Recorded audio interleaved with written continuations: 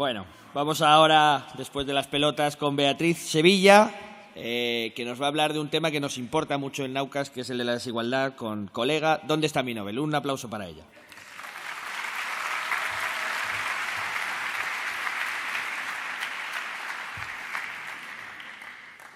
Hola.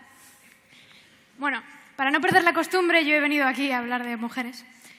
Y resulta que en todos los años que llevan existiendo los Nobeles, que son muchos, ha habido 5 mujeres que han ganado un Nobel de Física o de Química. Es que me da vergüenza, casi. ¡5! Vale, entonces, cuando yo me quejo de esto, la gente me suele decir que las mujeres no tienen prácticamente Nobeles de Física o de Química porque no había prácticamente durante muchos años mujeres en física o en química, y las que sí que había no descubrieron nada que fuera lo suficientemente relevante como para llevarse un Nobel. Bueno, entonces yo pensé, vale, ¿cómo refuto esto? Pues como yo soy física, voy a refutarlo con datos, porque los datos molan y sirven para convencer a la gente y todo esto, ¿no?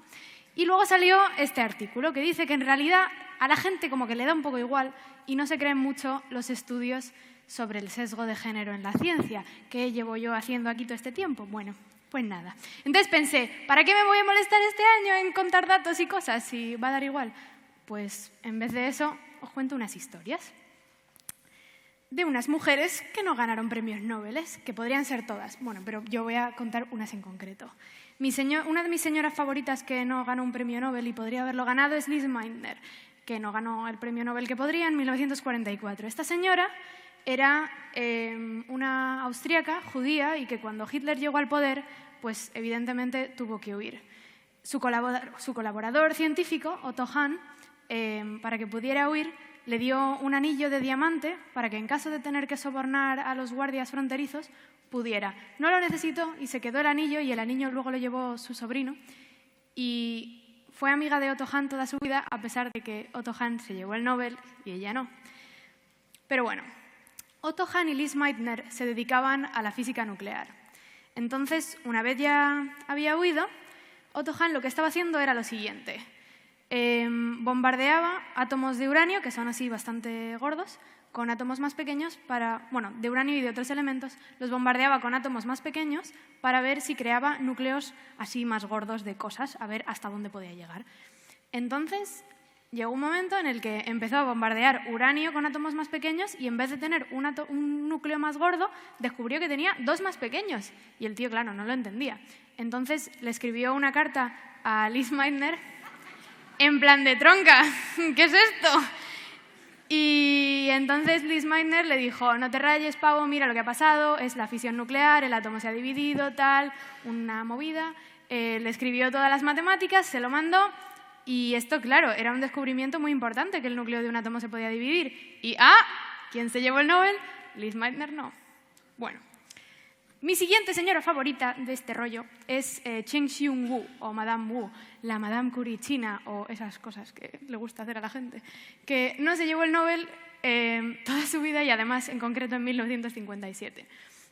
Cheng Xiong-Wu era una física china que para hacer el doctorado se fue a Estados Unidos y sus padres la acompañaron en el barco y nunca volvería a verlos porque durante casi toda su vida no pudo volver a China, sea por la Segunda Guerra Mundial o por más cosas que pasaron en China. Y al final volvería a China, pero nunca a ver a sus padres. También hacía física nuclear y con sus compañeros, que eran 2 señores cuyos nombres soy incapaz de pronunciar, investigaban sobre la radiación beta. La radiación beta es lo siguiente. Tú tienes un neutrón, ¿vale? Que es una partícula neutra. Y el neutrón hace sus cosas de neutrón y se divide en un protón y en un electrón, que es una partícula positiva y una partícula negativa. Como está en un núcleo, el protón se queda en el núcleo y el electrón sale por ahí disparado. Vale, ¿qué pasa? Como nos explicó ayer Francis, Espera, yo os lo explico.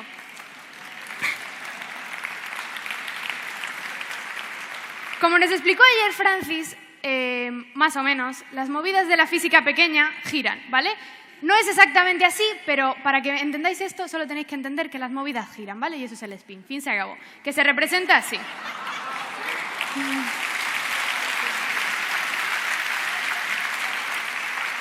¿Vale? Entonces, si las cosas giran así, se representa con una flecha para arriba y si giran así, con una flecha para abajo. Ya está. Vale. Entonces, esto era necesario que lo entendierais. Según la ley de paridad, no sé, esto no es tan gracioso, pavos, es verdad. Vale. Entonces, según la ley de paridad, que era una ley que todo el mundo en aquel momento aceptaba como cierta, tendría que dar igual si el electrón sale girando así o sale girando así. ¿Vale? En plan, con el spin paralelo o paralelo o antiparalelo. Entonces, pero esto no parecía ser del todo así, porque si fuera... O sea, si diera igual que salieran para un lado o para el otro, estadísticamente tendrían que salir más o menos la mitad para un lado y más o menos la mitad para el otro. Pero esto no parecía estar pasando, pero tampoco lo tenían muy claro. Entonces, Cheng Xiong-Wu decidió diseñar un experimento y construir la máquina que pudiera hacer ese experimento. ¿Qué conseguí? Tronco, sois... O sea, no sé. Bueno. Que consistía en la siguiente. Eran un montón de átomos alineados, o sea, girando para el mismo lado, y así, cuando saliera el electrón disparado, podían ver si salía para qué lado salía girando. Vale, entonces ellos esperaban efectivamente que saliera mitad y mitad. ¿Qué pasó? Que salían casi todos para el mismo lado. Entonces, una ley súper importante de la física que todo el mundo aceptaba como cierta, no lo era. Esto, sin duda, un descubrimiento merecedor de un Nobel. Pero, ¿quién se llevó el Nobel? No Cheng Xiong-Wu. Vale, siguiente señora. Marietta Blau era otra señora austríaca judía, que esta señora es como un poco más trágica, porque también es muy... que te puedes sentir muy identificado con ella, porque trabajó gratis prácticamente toda su vida.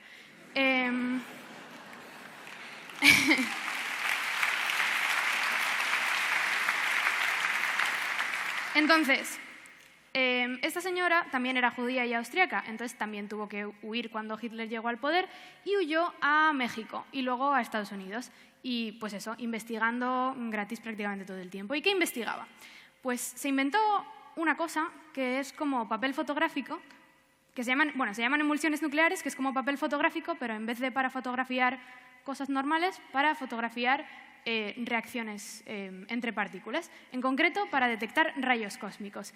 Entonces, es como una película de un líquido que tiene partículas en suspensión que cuando algo les da, pues cambian y entonces eso se puede ver. Entonces, si entra un rayo cósmico, pues el rayo cósmico deja un rastro y entonces pues se puede ver. Y cuando la partícula del rayo cósmico, que es lo que son los rayos cósmicos, partículas, se estrella o se desintegra, pues deja ahí ese rastro y se puede mirar. Y así es, de hecho, como se descubrió el pión cargado, positivo, no sé, bueno, un pión, ¿vale?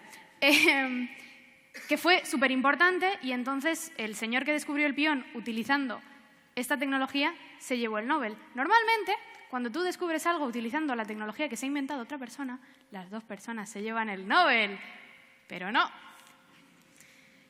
Y bueno, trágicamente, de tanto trabajar con cosas radiactivas, Marietta Blau se empezó a quedar ciega y no tenía dinero, porque había trabajado gratis toda su vida, para pagarse un tratamiento, y entonces se tuvo que volver a Viena y murió de cáncer derivado de la radiactividad y de fumar mucho, pero sobre todo de la radiactividad.